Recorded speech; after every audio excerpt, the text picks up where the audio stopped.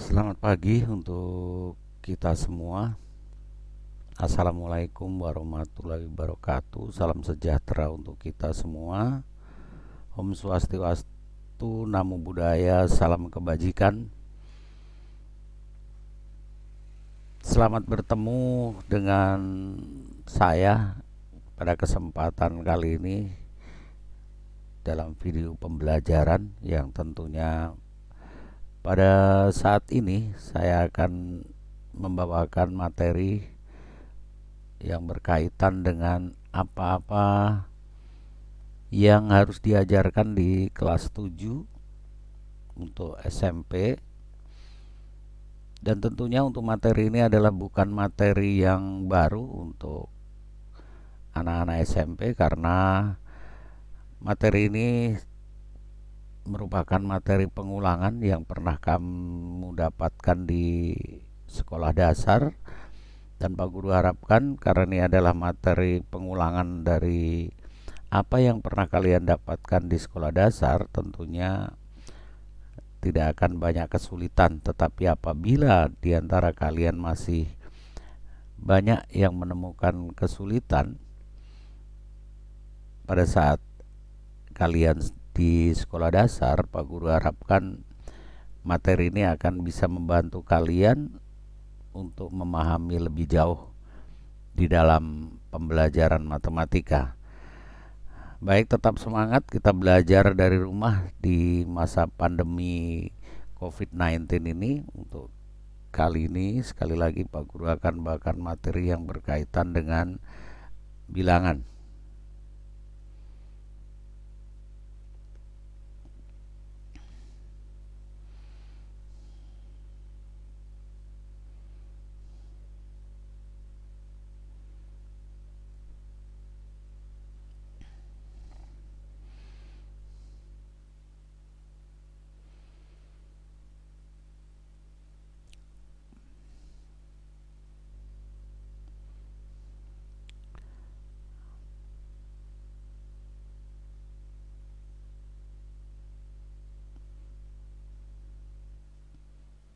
Ya, kalau kita bicara mengenai bilangan, tentunya bukan hal yang asing untuk kalian, karena bilangan ini sudah diperkenalkan dari sejak kalian mengenal sekolah. Tentunya bahkan di prasekolah pun sudah mulai diperkenalkan. Kita coba ingat kembali pada saat kalian mengenal tentang matematika, maka kalian pada awal sekali akan diajarkan tentang bilangan satu, cara nulisnya bagaimana gitu ya. Kemudian sesudah itu diajarkan berikut angka 2, angka 3, angka 4, dan seterusnya sampai dengan angka 9. Inilah yang diajarkan pertama kali kalian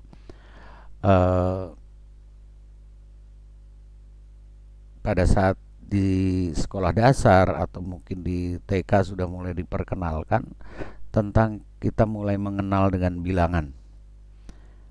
Tentunya angka-angka ini yang diperkenalkan kalau kalian coba ingat kembali.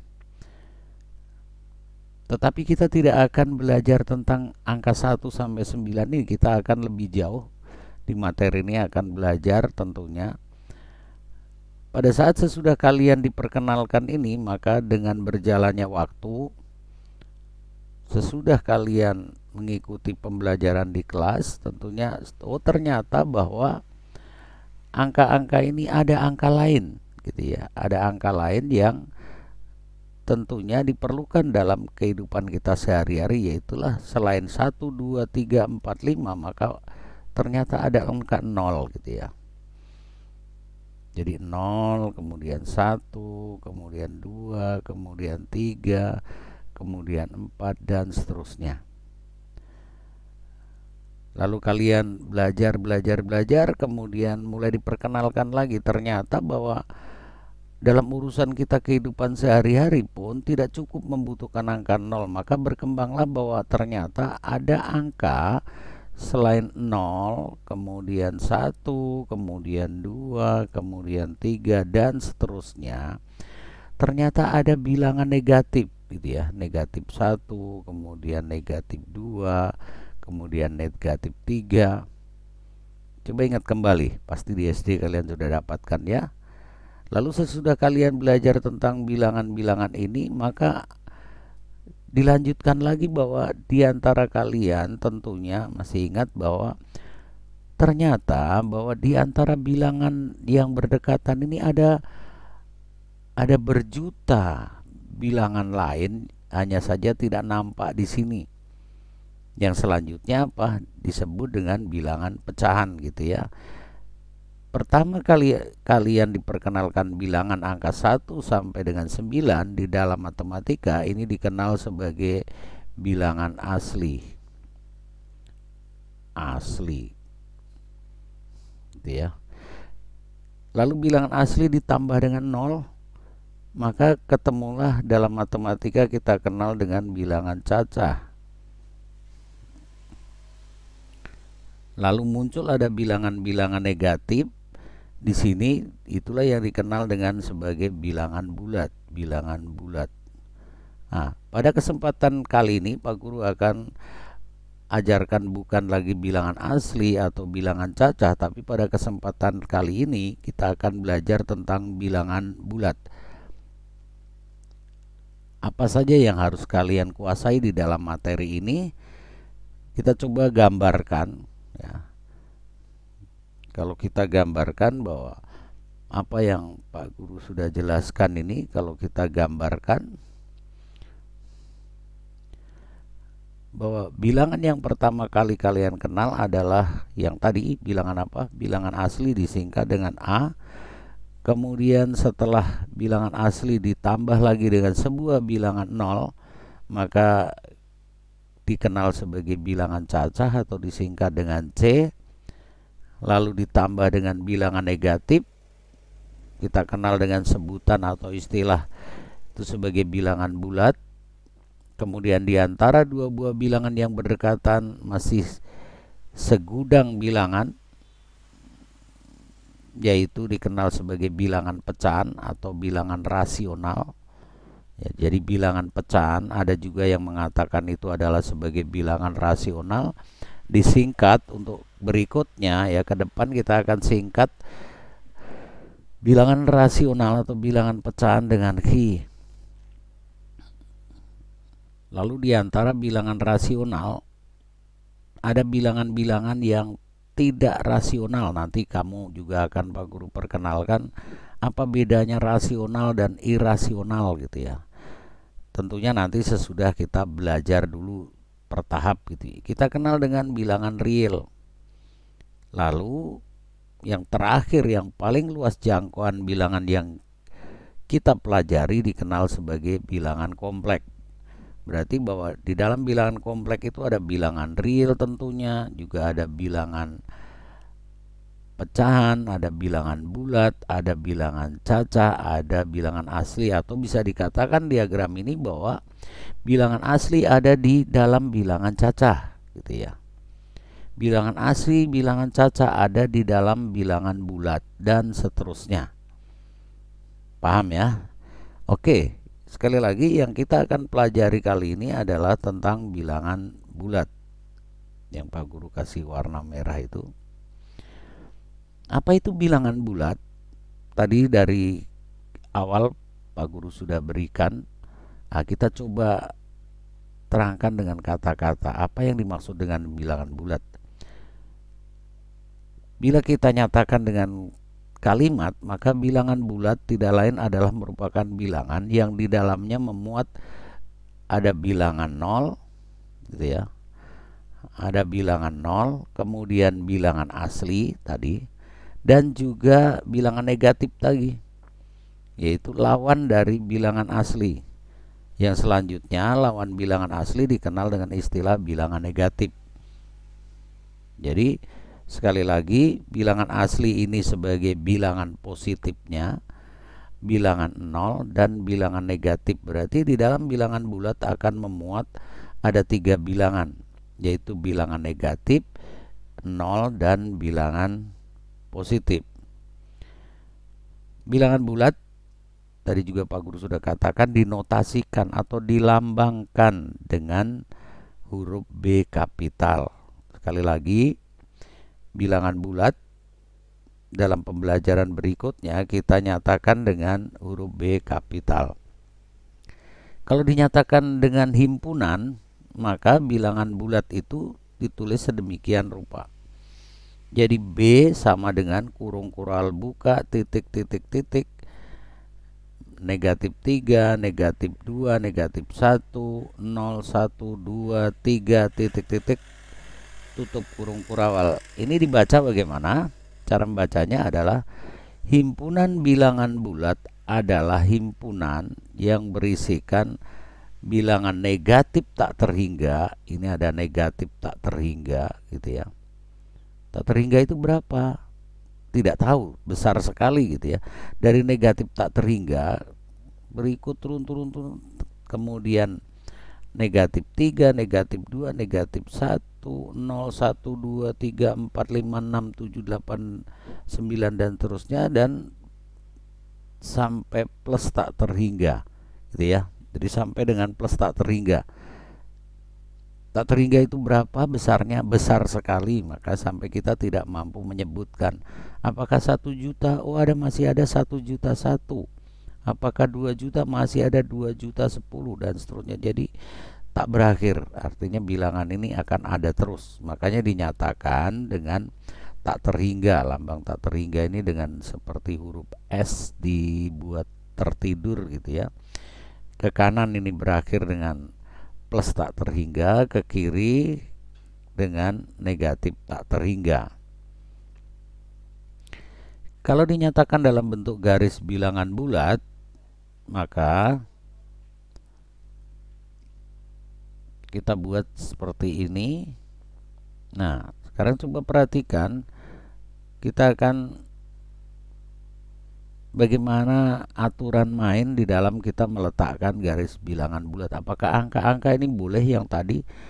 Apakah boleh serta-merta bahwa negatif 3, negatif 2, negatif 1, dan lain-lain ini boleh diletakkan sembarang? Tentunya tidak demikian ya. Jadi hati-hati, karena akan sangat penting untuk kalian kuasai nanti untuk ke materi yang berikutnya. Maka dalam meletakkan bilangan-bilangan pada garis bilangan dengan aturannya seperti tertulis di layar yang kalian baca ini.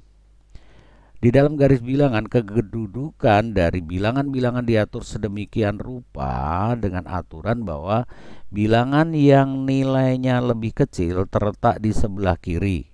Jadi yang nilainya kecil terletak di sebelah kiri gitu ya.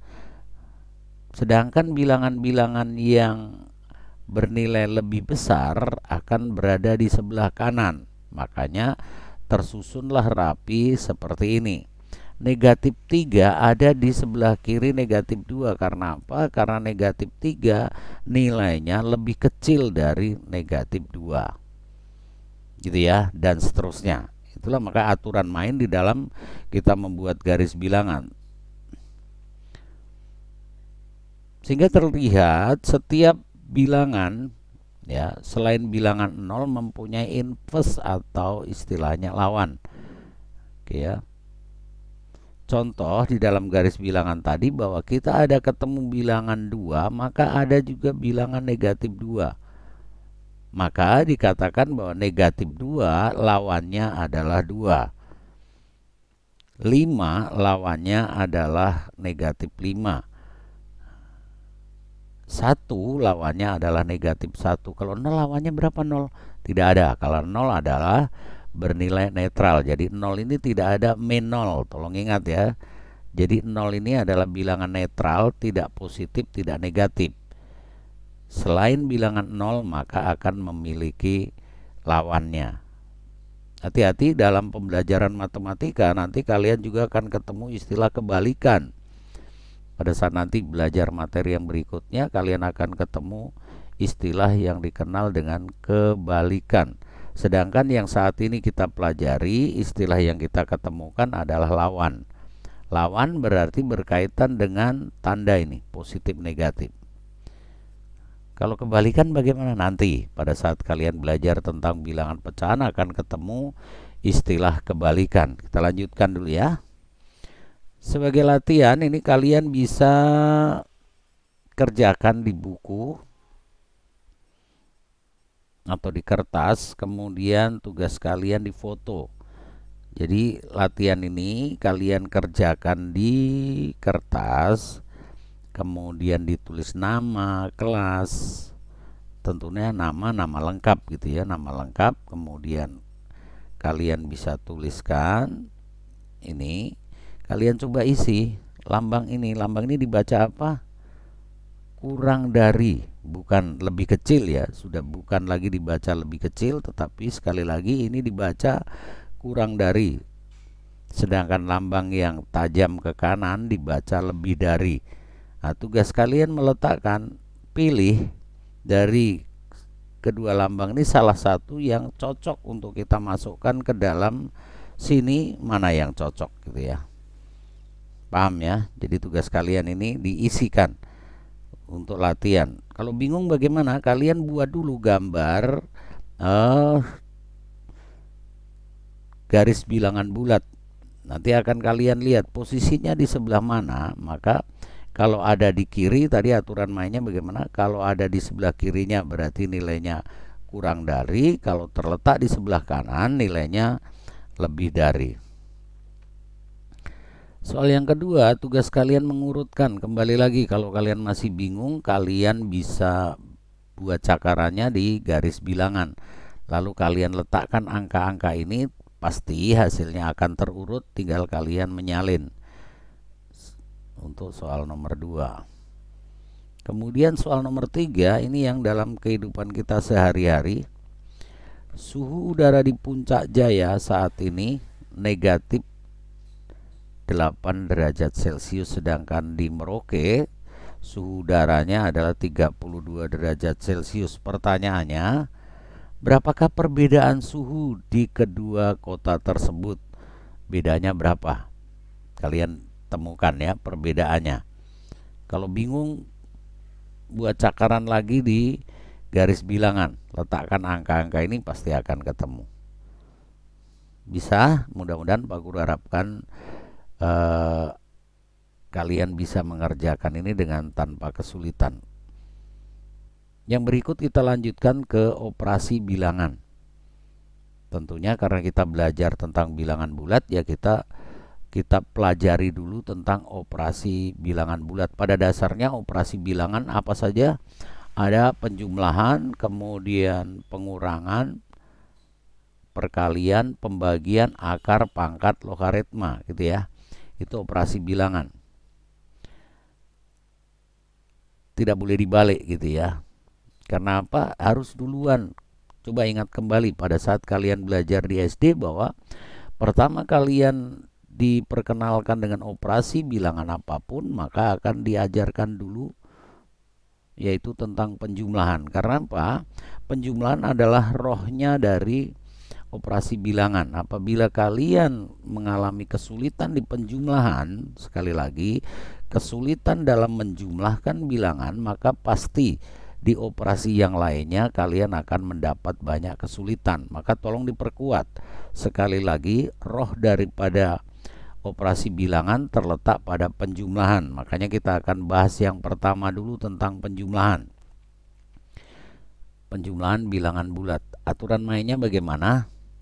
Pada saat kita menjumlahkan dua buah bilangan bulat, tentunya kita akan ketemu dua buah bilangan.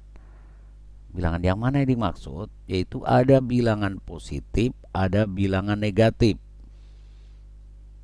Masih ingat kan? Karena bilangan bulat terdiri dari bilangan negatif, positif, dan nol. Kita tidak bicarakan bilangan nol, tapi pada dasarnya bahwa bilangan bulat betul ada nol, tapi untuk kita bekerja penjumlahan, pengurangan, mengoperasikan bilangan, kita sementara tidak pakai nol, terlebih pada penjumlahan. Karena apa? Penjumlahan pengurangan melibatkan bilangan nol adalah tidak mengubah hasil, karena nol adalah unsur identitas penjumlahan gitu ya. Baik, kita lanjutkan. Karena tadi kita ketemu bilangan itu bisa positif, bisa negatif, maka kita kelompokkan menjadi dua, yaitu bagaimana kalau penjumlahan itu tanda sama. Penjumlahan itu dengan menggunakan tanda sama. Maksudnya apa? Jadi bilangan-bilangan yang kita jumlahkan ini tandanya sama, bisa keduanya positif, bisa keduanya negatif, gitu ya. Tandanya sama kan? Min ditambah min, plus ditambah plus, itu kan tandanya sama. Bagaimana cara kerja pendekatan matematiknya? Penjumlahan dua buah bilangan bulat dengan tanda sama hasilnya merupakan jumlah. Jadi kita abaikan dulu min atau plus, kita hanya fokus ke bilangan. Kalau tandanya sama, di situ Pak Guru kasih huruf lebih tebal dan warnanya beda, yaitu ada tulisan jumlah. Jadi hasilnya merupakan jumlah kedua bilangan tersebut, kemudian tandanya sama dengan tanda bilangan yang dijumlahkan. Oke, harus lebih hati-hati. Kita bicara dengan bilangan bulat, maka bekerja dengan bilangan bulat, kita sekali bekerja sebenarnya kita sudah melakukan dua kegiatan, yaitu kita menemukan bilangannya dan menemukan tandanya. Sekali lagi, pada saat kita bekerja tentang operasi bilangan bulat, maka sekaligus kita mengerjakan dua hal. Yang pertama apa? Yaitu bilangannya. Kemudian yang kedua apa? Yaitu tandanya. Bilangannya benar, tandanya salah, tentu akan menjadi hal yang salah. Atau sebaliknya. Jadi bilangannya benar, tandanya juga harus benar. Itu yang kalian harus pahami. Kita lihat contoh di sini. Tentukanlah hasil sederhana dari pertanyaan yang pertama. 5 ditambah dengan 4. Angka 5 di sini tandanya apa? Positif. Kemudian 4 tandanya juga positif. Jadi di sini sebenarnya ada positif. Di sini juga ada positif, tetapi bilangan kalau bernilai positif hukumnya tidak wajib dituliskan. Gitu ya. Sedangkan plus di sini bukan tanda tetapi ini operasi. Bedakan antara operasi dengan nilai bilangan nanti ya. 5 ditambah dengan 4. Kalau ini Pak Guru yakin kalian sudah tidak akan susah lagi. Terserah kalian mau pakai pendekatan yang mana. Kalau pendekatan matematik tadi, jika tandanya sama maka dicari jumlahnya. Abaikan plus min, 5 dengan 4 jumlahnya berapa? Yaitu 9 gitu ya. Tandanya ikut karena yang dijumlahkan bertanda positif, ya ini plus 9. Itu kalau kita pakai pendekatan matematik. Kalau kita pakai pendekatan dalam kehidupan sehari-hari, ya plus kita anggap punya, sedangkan kalau negatif nanti kita anggap utang gitu ya. Kita punya 5, lalu kita punya 4 lagi. Berarti kita punya berapa? Kita punya 5 pensil dan juga kita punya 4 pensil. Berarti totalnya kalau digabungkan adalah berapa? 9 gitu ya. Cara pertama dengan pendekatan matematik tadi, kita akan menghasilkan bahwa hasilnya adalah 9 gitu ya. Dengan cara kedua, kalian dengan di SD juga sudah diajarkan bagaimana mengoperasikan bilangan dengan garis bilangan gitu ya. Bagaimana 5? Maka kita tulis dulu angka 0 di mana dan seterusnya, lalu kita buat noktah-noktah ini di sini ya. Jadi noktah-noktah ini 0. Kalau 0 di sini maka di sini 1 2 3 4 ke kiri negatif 1 2. Jadi tolong jangan salah persepsi dalam membuat garis bilangan. Kadang-kadang ada yang berasumsi bahwa kalau kita membuat garis sepanjang ini maka 0 harus terletak di tengah-tengah. Tidak harus demikian gitu ya. Tidak harus 0 terletak di tengah. Jadi 0 ini letaknya di mana kita sesuaikan dengan kondisi soal atau yang kita butuhkan.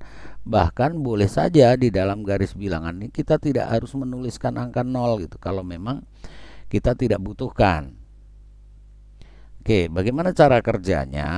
Oke, karena 5 berarti kita bergerak start langkah kita yaitu dari 0 sini.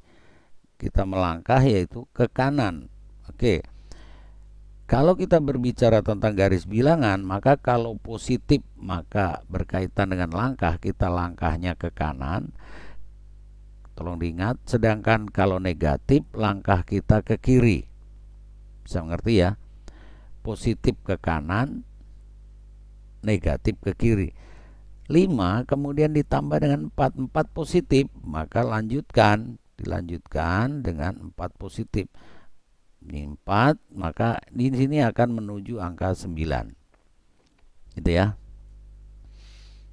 Maka 5 ditambah 4 dengan garis bilangan akan tertuju di sini. Ini hasilnya ada di 7 dengan panah terakhir.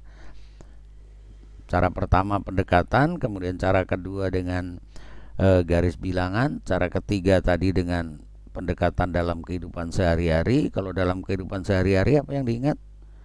Plus berarti kita punya, negatif berarti kita berhutang, gitu ya. Nanti ada satu lagi metode yang nanti kalian akan Pak Guru perkenalkan, sehingga kalian nanti boleh memilih, terserah kalian pilih cara yang mana, dengan catatan bahwa pada saat kalian belajar tentang penjumlahan tidak boleh membuat kesalahan satu soal pun. Itu kuncinya. Jadi tidak boleh nanti begitu Pak Guru kasih soal, ada 10 soal, bilang asa cuma salah satu. Tidak bisa. Pak Guru harapkan tidak boleh membuat kesalahan. Karena apa? Sekali lagi bahwa penjumlahan ini adalah rohnya dari operasi bilangan. Pada saat kalian tidak menguasai penjumlahan, tentunya pengurangan, perkalian, pembagian, akar pangkat pasti akan fatal untuk kalian. Itulah kadang-kadang kenapa matematika adalah dikenal di kalangan para pelajar, mengatakan bahwa matematika adalah materi yang sangat sulit, gitu. Sebenarnya bukan materinya, tetapi cara belajar kalian yang kadang-kadang salah dalam menerapkan dalam pembelajaran. Kita lanjutkan. Kalau tadi yang pertama penjumlahan tanda sama, bagaimana kalau penjumlahan tanda berbeda? Berarti satu positif, satu negatif. Bagaimana pendekatan matematiknya? Ya, penjumlahan dua buah bilangan bulat dengan tanda beda hasilnya merupakan selisih. Nah, tolong diingat-ingat. Tadi kalau tandanya sama apa? Kalau tandanya sama yaitu merupakan jumlah. Sedangkan kalau tanda berbeda, patokan kita di selisih. Sekali lagi, pada saat kita bekerja, kita tidak usah melihat dulu apakah bilangan yang kita operasikan itu plus atau min, gitu ya. Kita hanya fokus pada angkanya. Nah, jadi kalau tandanya sama, kita fokus dulu angkanya, gitu kan. Berapa? Maka dicari selisihnya. Selisih ini selalu angka yang besar dikurangi yang kecil, gitu ya. Paham ya? Jadi kalau tandanya sama dicari jumlahnya, jumlah berarti dilanjutkan. Sedangkan kalau tanda berbeda dicari selisihnya. Selisih yaitu perbedaan antara angka yang besar dengan yang angka yang kecil. Paham ya? Oke, kita lanjutkan. Contoh, misalnya Pak Guru kasih contoh, hitunglah hasil dari negatif 4 ditambah 8. Berarti ada dua bilangan di mana kita mengoperasikan penjumlahan. Yang satunya bertanda negatif, yang satunya bertanda positif. Bagaimana tadi kalau kita menggunakan pendekatan matematik dengan cara satunya, gitu ya. Jadi bilangan 4 bertanda negatif, sedangkan bilangan 8 bertanda positif, sehingga selisih dari 4 dan 8 adalah 4, gitu ya. Jadi selisihnya 4, ketemulah bilangan kita 4 nanti di sini. Jawaban kita 4. Kemudian bagaimana? Dilanjutkan mengikuti tanda, gitu ya.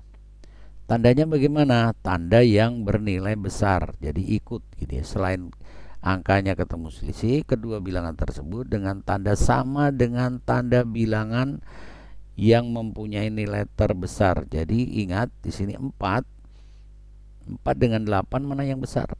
O8 gitu ya. Ingat lagi di garis bilangan O4 ada di sebelah kiri angka 8. Berarti 8 yang besar. Nah, kita lihat 8 bertanda apa? 8 bertanda positif. Maka hasilnya adalah positif 4. Paham ya? Cara kedua dengan garis bilangan tadi, ingat kembali kalau positif berarti arahnya ke kanan, sedangkan kalau negatif arahnya ke kiri. Kita start, anggaplah kita berjalan mulai dari 0. Karena negatif 4, maka kita arahnya ke kiri. Dilanjutkan atau ditambah dengan 8 ke kanan ya, tinggal hitung dari sini 8 langkah ke kanan. 1, 2, 3, 4, 5, 6, 7, 8. Berakhirlah di sini. Di sini angka berapa? Gitu ya.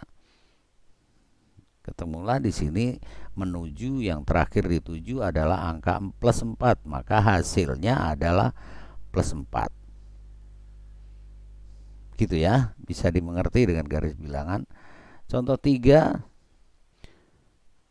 Di dalam bilangan bulat, setiap bilangan selain 0 mempunyai lawan bilangan. Nah, ini cara ketiga gitu ya. Pakai cara yang ketiga. Di dalam bilangan bulat, tolong dipahami sini, setiap bilangan selain 0 mempunyai lawan bilangan. Jumlah dua buah bilangan yang saling berlawanan, kita pastikan bahwa hasilnya 0 gitu ya. Jadi ada positif, ada negatif. Pak Guru kasih istilah di sini dengan metode coret boleh, atau juga dengan metode Postnek. Jadi penjumlahan pengurangan dengan menggunakan metode Postnek. Post itu apa? Positif. Nek itu apa? Negatif. Bagaimana caranya? Kita pakai cara yang ketiga ini. Anggaplah ini cara keempat ya. Yang ketiga tadi dengan pendekatan dalam kehidupan sehari-hari, tapi tidak masalah urutan gitu ya. Yang jelas ini kita akan belajar bagaimana untuk menjumlahkan atau nanti mengurangkan bilangan dengan menggunakan metode coret atau metode Postnek. Tentunya garis bilangan makan waktu ya.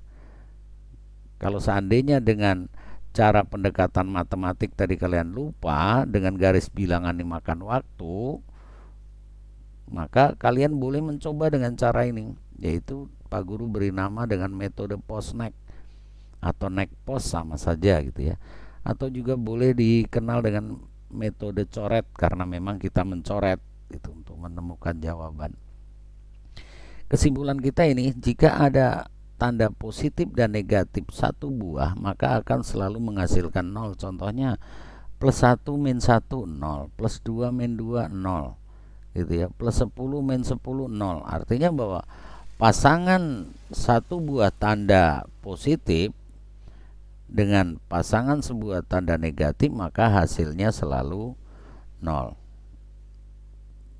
Ini dipahami dulu sehingga nanti di metode Postnek atau metode coret kalian tidak akan kesulitan.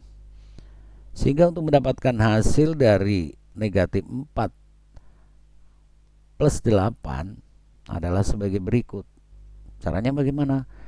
Bilangan ini apa? Negatif 4. Maka tugas kalian membuat coretan negatif, lambang negatif sebanyak 4. Gitu ya. Tanda negatif sebanyak 4. Nah, gitu kan. Yang berikut positif sebanyak 8. Nah, sekarang yang harus kalian perhatikan di sini. Kalau tandanya sama, maka tugas kalian menyambung ke belakang. Gitu ya, tanda itu kalau tandanya sama. Tetapi kalau tandanya berbeda, maka tugas kamu membuat bersusun dalam membuat coretan gitu ya. Tidak harus dipakai bulatan gini ya, kalian karena membutuhkan waktu cepat ya buat saja 1, 2, 3, 4 gitu ya. Sekali lagi tolong diperhatikan, kita pakai metode coret atau metode Postnek ini. Kalau tandanya sama berarti dilanjutkan pembuatan gambar tandanya, tetapi kalau tandanya berbeda dibuat bersusun atas bawah. Nah, sekarang kasus yang ada di dalam soal ini, satunya negatif, satunya positif. Positifnya sebanyak berapa? 8. Maka tugas kalian membuat lambang positif sebanyak 8. Ya, 1, 2, 3, oke. Lalu kembali tadi setelah kita selesai, ingat ya ini tadi yang Pak Guru sampaikan.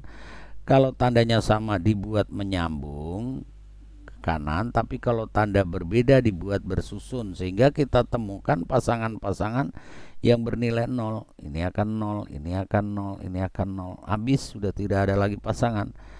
Maka sisa yang tidak dipasangkan adalah berupa tanda apa? Positif sebanyak 1, 2, 3, 4.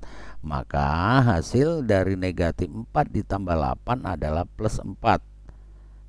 Itu yang dimaksud.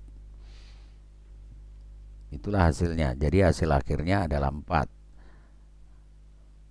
Paham ya anak-anak? Jadi dengan cara ini silahkan. Jadi tidak harus kalian membuat pakai contoh. Pak Guru ambil contoh lagi misalnya sini ya. Negatif 2 ditambah dengan negatif 3 misalnya. Ini berapa?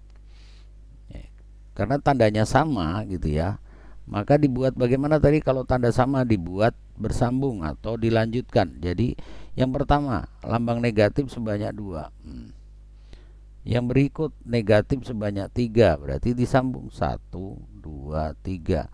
Apa ada yang berpasangan 0? Tidak ada. Maka jawabannya tinggal dihitung ada berapa tanda negatif, maka hasilnya min. Tinggal dihitung 1, 2, 3, 4, 5. Maka hasilnya adalah negatif 5. Contoh lagi misalnya 7 ditambah dengan negatif 5 misalnya. 7 ditambah dengan negatif 5. Berarti 7 ini bernilai apa? Positif. Ya kita buat 1, 2, 3, 4, 5, 6, 7. Lalu dilanjutkan negatif, berarti berbeda tanda. Negatif sebanyak berapa? 5. 1, 2, 3, 4, 5. Ini jadi 0, ini jadi 0, ini jadi 0, 0. Nah, ini akan menjadi 0. Sehingga yang tersisa adalah ini. Apa yang tersisa? Tanda plus sebanyak berapa? 2. Maka ketemunya plus 2. Itu yang Pak Guru harapkan kalian mengerti di sini. Dan tidak akan pernah lagi membuat kesalahan dalam menjumlahkan dua buah bilangan. Ini sebagai latihan, kalian bisa coba. Terserah kalian mau pakai metode mono yang kalian kuasai, mau pakai pendekatan matematik, itu akan lebih cepat. Tapi Pak Guru tidak sarankan dengan metode garis bilangan karena itu akan memakan waktu, di mana zaman sekarang itu sudah tidak lagi berlaku biar lambat asal selamat gitu ya. Zaman sekarang kita yang dituntut cepat dan tepat. Syukur selamat gitu yang diharapkan itu. Jadi tidak ada lagi kita akan menganut gaya lama yaitu biar lambat asal selamat. Silahkan nanti dipilih dari pendekatan matematiknya tadi. Kalau tanda sama bagaimana? Dicari jumlahnya, tandanya ikut bilangan itu. Kalau tandanya berbeda dicari apa? Selisihnya, tandanya ikut bilangan yang besar. Dengan metode dalam kehidupan sehari-hari, ya berarti min kita anggap hutang, positif kita anggap punya. Nah, sekarang punya dan punya utang, kalau seandainya dibayarkan kepunyaan kita dengan hutang kita, posisinya seperti apa hasilnya itu. Dan juga metode coret yang tadi Pak Guru sudah ajarkan atau metode Posnek tadi. Silahkan saja kalian coba dari cara-cara yang ada, atau kalian punya cara tersendiri juga dipersilakan gitu kan. Dalam pembelajaran matematika, Pak Guru tidak menuntut harus ikut cara Pak Guru. Kalian punya cara tersendiri, silakan dipakai. Yang penting bisa dipertanggungjawabkan gitu. Karena zaman Pak Guru sekolah dengan kalian sekolah tentu berbeda. Mungkin kalian di era yang milenium ini, kalian diajarkan, mungkin Bapak Ibu guru SD kalian lebih paham dengan yang Pak Guru punya, tentunya silahkan dipakai gitu. Silahkan anak-anak kalian kerjakan soal-soal ini untuk latihan.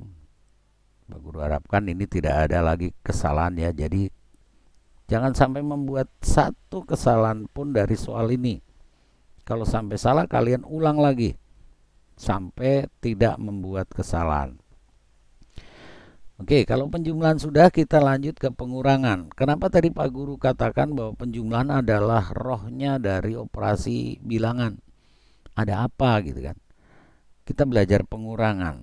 Ternyata bahwa operasi pengurangan bilangan bulat adalah merupakan operasi penjumlahan gitu ya.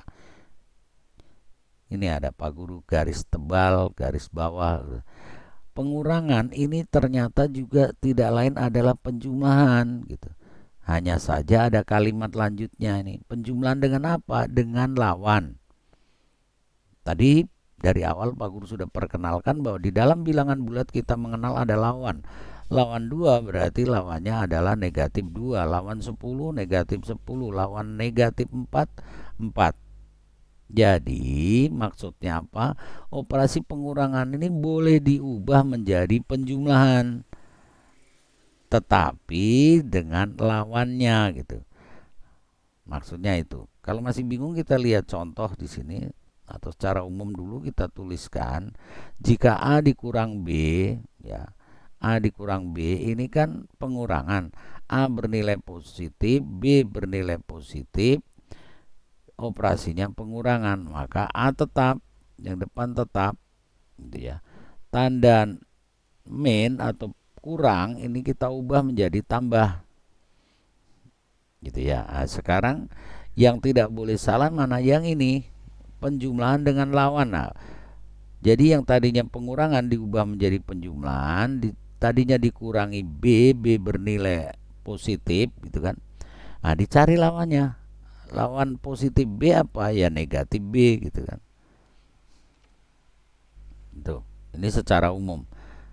Jadi yang tadinya pengurangan sudah berubah menjadi penjumlahan. Penjumlahan bagaimana? Di sini secara umum yaitu positif negatif, berarti penjumlahan tanda berbeda.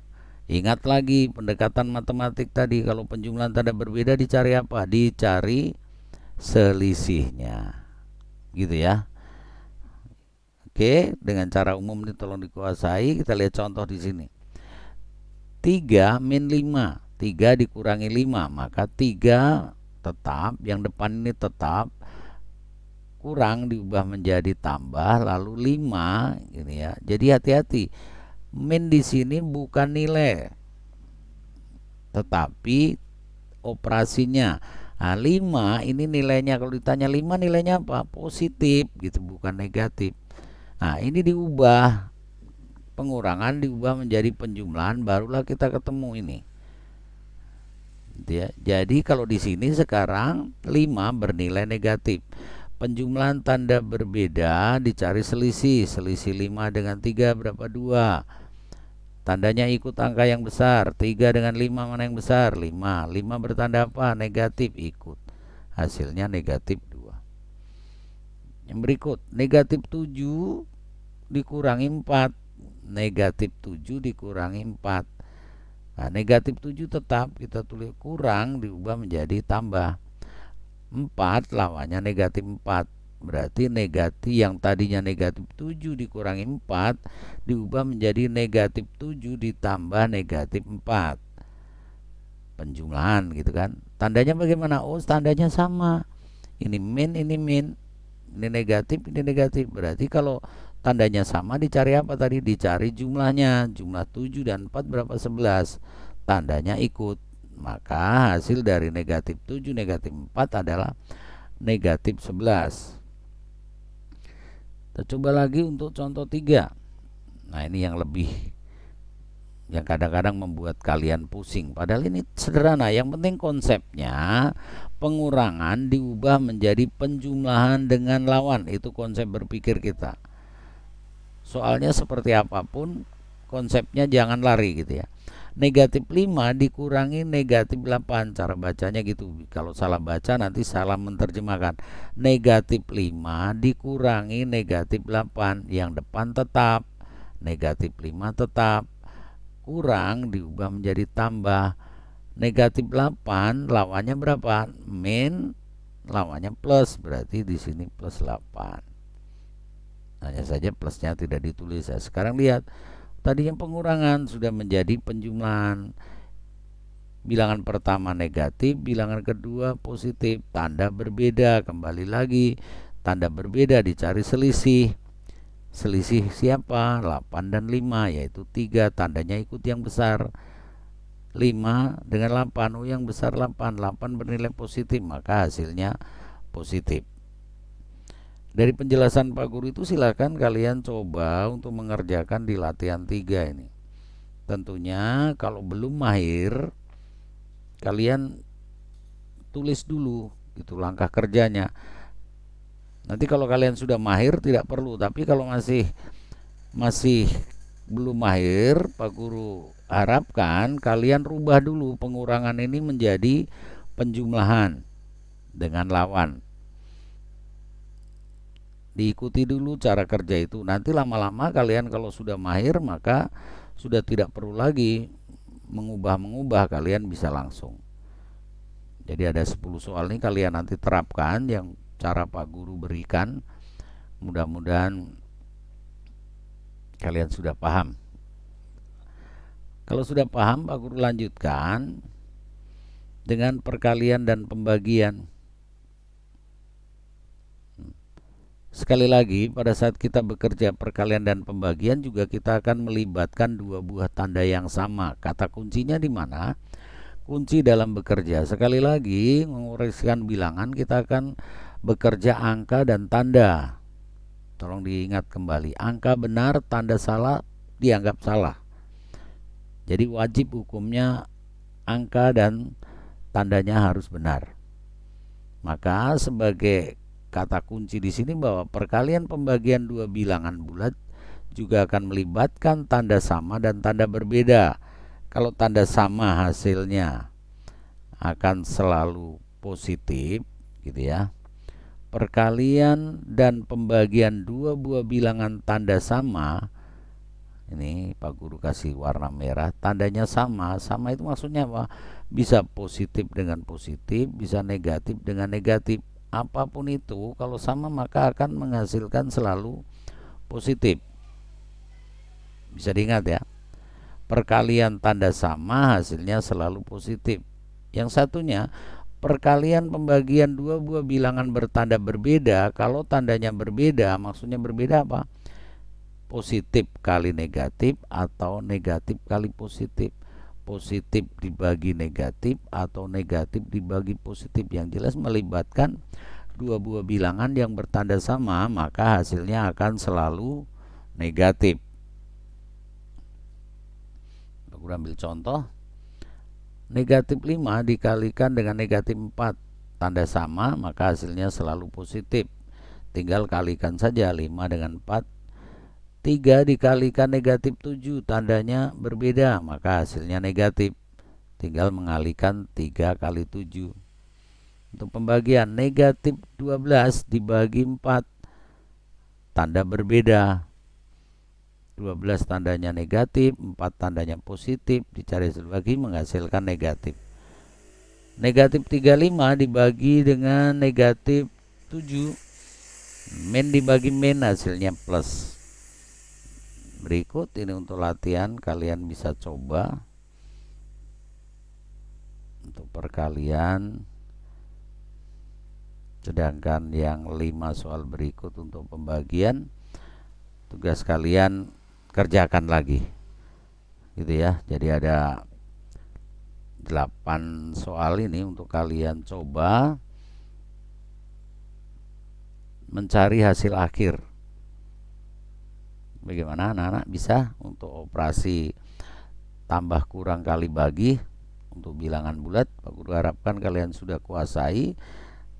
Lalu kalau sudah, kita lanjutkan bahwa penggunaan bilangan bulat dalam matematik kita gunakan dalam sistem koordinat atau sering dikenal dengan koordinat kartesius sesuai dengan yang menemukan.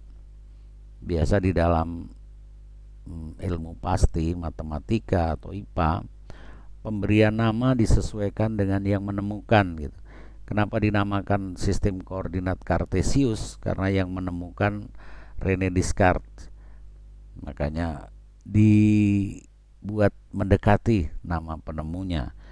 Sistem koordinat atau sering dikenal dengan istilah koordinat kartesius.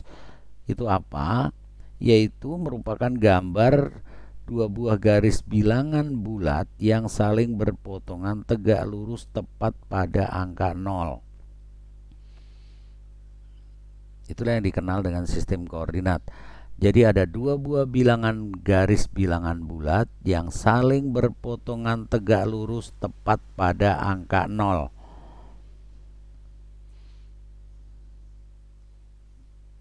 Contohnya ini.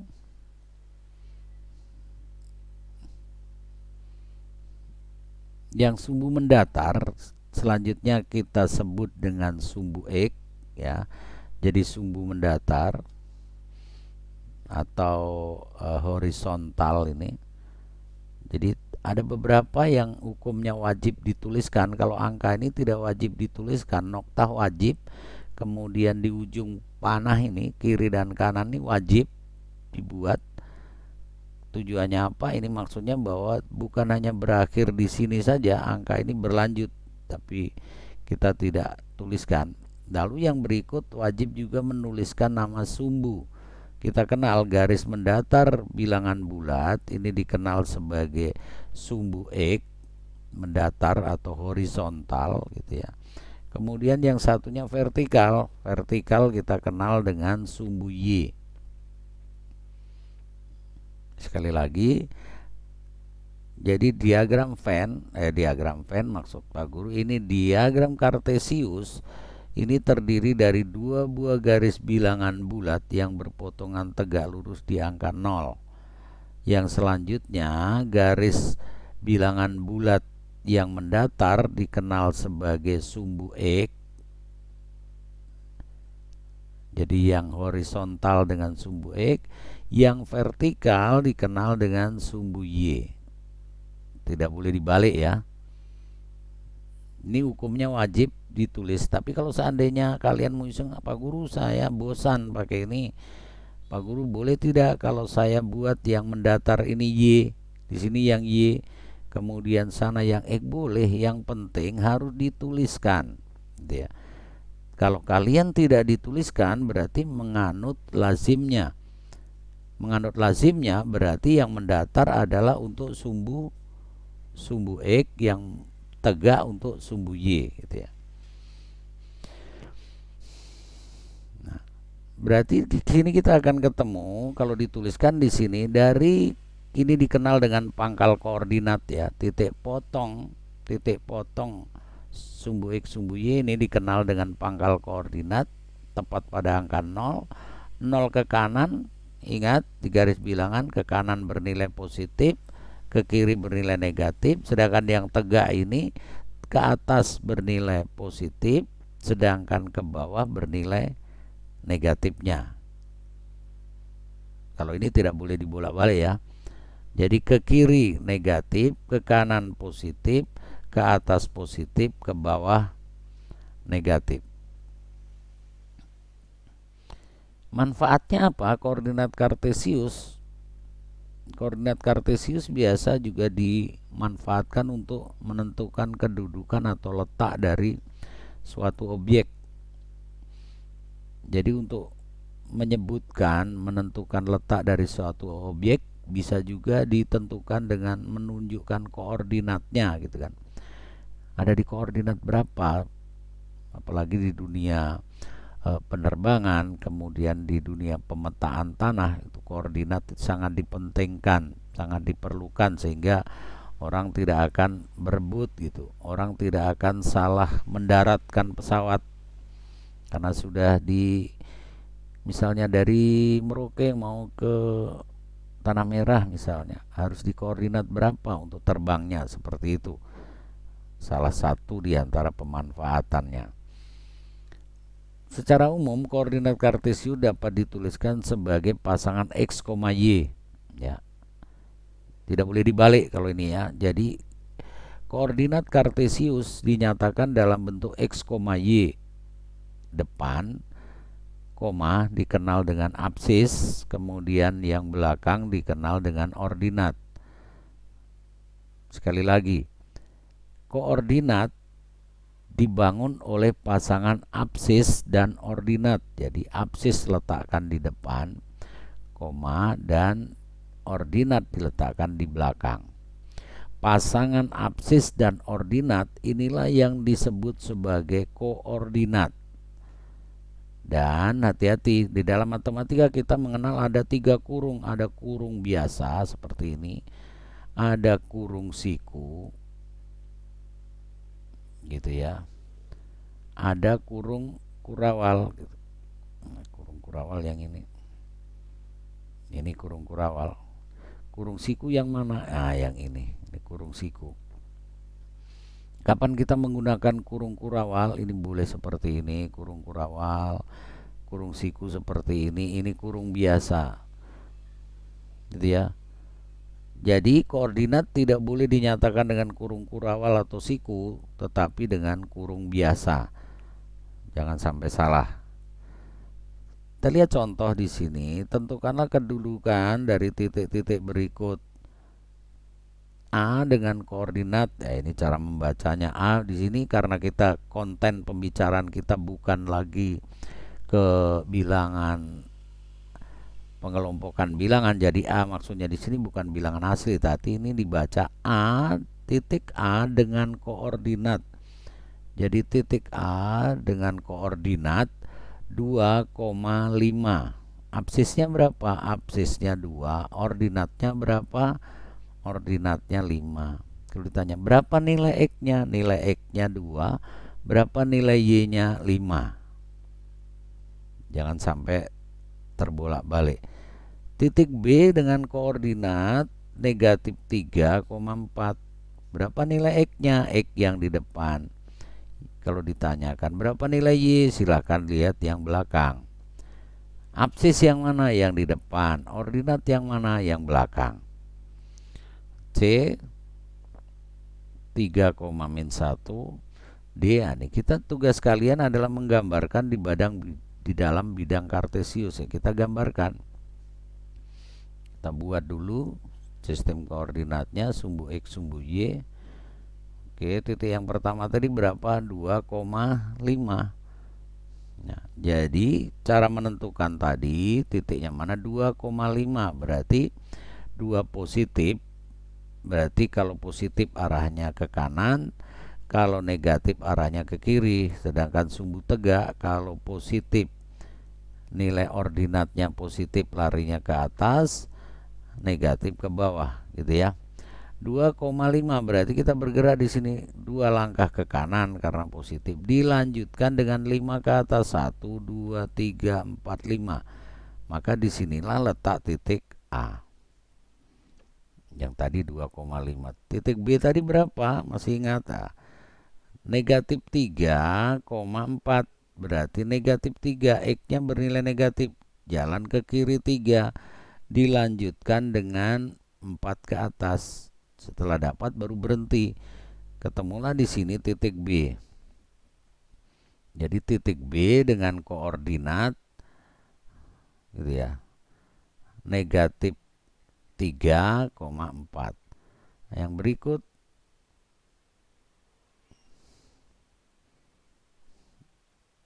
ya, misalnya dibalik. Kalau misalnya soal tadi, anggaplah kita tidak tahu soal tadi, lalu kita ditemukan di sini. Kalian disuruh menentukan berapakah koordinat titik C, misalnya di sini. Bagaimana membacanya? Maka tugas kalian titik C ini harus dibuka kurung, katakanlah ini titik C kapital. Lalu baca grafik ini, diluruskan dulu ke sumbu X, ketemu angka berapa? Oh, ketemu angka 3, berarti begini. koma, baru kemudian diluruskan ke sumbu Y, ketemu -1. Ini sekaligus Pak Guru ajarkan, selain meletakkan data di dalam grafik kartesius, juga bagaimana kalau kalian diminta membaca gitu kan. Kebalikannya, gambarnya ada, kalian disuruh menentukan koordinat, maka cara bacanya seperti ini tadi. Setelah ketemu titiknya ada di mana, tugas kalian diluruskan dulu ke sumbu mendatar, ketemu angka berapa lurusnya, dibuat tegak lurus. Oh, ketemu 3, berarti 3 koma. Baru kemudian ke sumbu yang tegak. Oh, ketemu -1. Itu titik C ya. Kembali lagi, yang berikut titik D mana? Oke. Nah, titik D ada di sini. Kalau kita misalnya diminta membaca ini, titik D ada di sini. Berapa koordinat titik D? Gitu ya. Ya diluruskan kembali, luruskan ke sumbu X, ketemulah -3. Kemudian diluruskan ke sumbu Y, sumbu tegak, ketemulah -2. Jangan lupa dipisahkan dengan tanda koma dan dinyatakan di antara kurung biasa buka tutup. Paham ya? Jangan sampai kalian nanti bisa meletakkan tetapi tidak bisa membaca. Kalau di soalnya dibalik, makanya Pak Guru sekaligus ajarkan di sini. Tolong dicermati, Pak Guru sekalian ajarkan bagaimana kalau membaca selain meletakkan. Yang berikut titik E 0,3. Ini yang kadang-kadang membuat bingung. 0,3, 0 di mana? Kan tidak ada. 0 posisinya ada di sini. Dan kadang-kadang masih ada yang membuat kesalahan. Jadi tidak dibuat tepat pada garis gitu ya. Jadi dibuat bergeser sini. Tidak boleh. Jadi harus, jika absisnya itu adalah 0, berarti X-nya 0, ya di sini 0 gitu kan. Lalu Y-nya bernilai berapa? 3, ya berarti bahwa 0,3 itu terletak pada sumbu tegak gitu ya, dan tepat di angka 3. Kadang-kadang masih Pak Guru temukan, kadang-kadang dibuat bergeser sini, dibuatlah sini karena takut salah, padahal malah membuat salah, misalnya malah jadi salah gitu kan. Jadi harus diletakkan noktah atau titik ini di sumbu koordinatnya. Yang berikut, nah kalau ini berapa koordinatnya? Ya kita lihat, lurus dengan sumbu X, tepat di angka -2, berarti titik F, cara membacanya, berada di sumbu X angka 2, ya berarti -2, bukan 2, koma. Lurus dengan sumbu tegak angka 0, ya 0 gitu kan.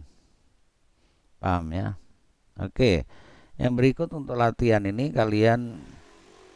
tugas kalian untuk menggambarkan. Kamu coba yang Pak Guru sudah terangkan, kamu letakkan titik-titik K, titik L, titik M, titik N.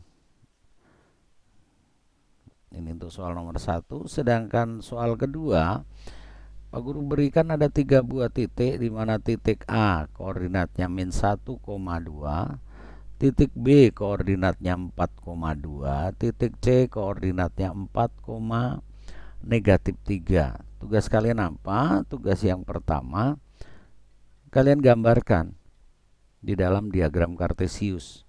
Jadi gambar lagi sumbu tegak, sumbu mendatar, lalu letakkan titik A di mana, titik B di mana, titik C di mana. Kalau sudah, kemudian kalian hubungkan dari titik-titik, kalian hubungkan dari A ke B, B ke C, C ke A. Itu untuk soal B. Kemudian soal C, setelah kalian hubungkan dari titik A ke B, B ke C, C ke A, bangun apa yang kalian dapatkan gitu ya. Apakah lingkaran, apakah segitiga, apakah segi empat. Kita mengenal ada bangun-bangun di dalam bangun datar, di bangun datar pada pembelajaran matematika aja. Nanti kalian pilih sendiri tepatnya di mana. Gitu ya anak-anak. Baik anak-anak, Pak Guru sudah sampaikan materi yang berkaitan dengan bilangan bulat, tentunya sampai dengan operasi dasar, penjumlahan, pengurangan, perkalian, pembagian. Pak Guru ucapkan terima kasih banyak sudah mengikuti materi ini dengan baik dan semoga bermanfaat. Dan kita ketemu di materi-materi berikutnya yang nanti akan Pak Guru sampaikan. Terima kasih, selamat belajar, tetap semangat walaupun belajar dari rumah dengan kondisi yang saat ini. Terima kasih dan selamat ketemu di materi yang berikutnya.